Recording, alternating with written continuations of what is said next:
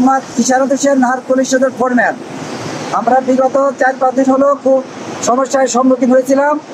ভিতরের থেকে যে গ্যাসটা ছিল সম্পূর্ণ গ্যাস নদীতে ছেড়ে দিয়ে নতুন 81 সিলিন্ডার গ্যাস নতুনভাবে চার্জ করেছি। তার চার্জ করার পরে বর্তমান আমাদের পজিশন আল্লাহর রহমতে আগের মতো হয়ে গেছে। এখন আমাদের কোনো সমস্যা নাই। কোল্ড স্টোরেজে আলু আবার নতুন করে ঢোকাচ্ছি। আলু আশা করি কৃষকদের হতাশার কোনো কারণ নাই।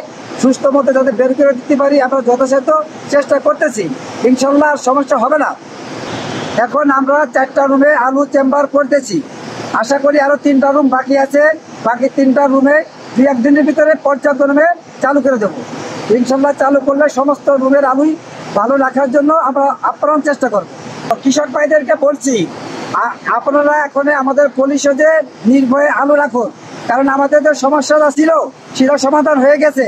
আর কোনো সমস্যা এখানে হবে না ইনশাল্লাহ। এখানে আপনারা নিঃশতভাবে আলু রাখেন। আমরা আপ্রাণ চেষ্টা করবো আপনাদের আলু ভালোভাবে ডেলিভারি দেওয়ার জন্য। বাকি 3টা রুমও চালু করে দেবো। পরিষদের তাপমাত্রা হিউমিডিটি যা মানে সম্পূর্ণই কন্ট্রোলের ভিতরে আছে। 3 রুমের টেম্পারেচার আছে 50 আর বাকি 1 রুমের টেম্পারেচার আছে 40।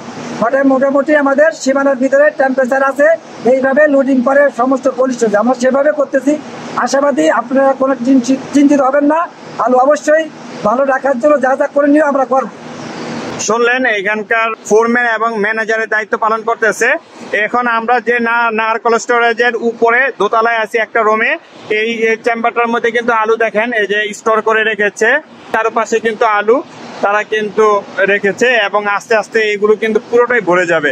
অনেকে আর কি এটা নিয়ে আতঙ্ক ছিল, এখন দ্রুত তারা অনেক পরিশ্রম করে এটা চালু করেছে। এটা কম্প্রেসার, এটা সবচেয়ে বড়। এই একটা দিয়ে পুরো কোল্ড স্টোরেজটা চালানো যায়। এরকম 2টা আছে, একটা বন্ধ আছে একটা চালু আছে। এখন যা সমস্যা আছে তা মেরামত করতেছে। এই যে দেখেন এখন ফুল আর কি পুরো দমেই এখন কোল্ড স্টোরেজ চালু আছে। আপনারা নির্ভয়ে এখন কোল্ড স্টোরেজে রাখতে পারেন। যতটুকু আছে অতটুকু মেরামত করতেছে। যেগুলো ওই যে রুমগুলো একটু সমস্যা ছিল ওই রুমগুলো এখন মেরামত করতেছে।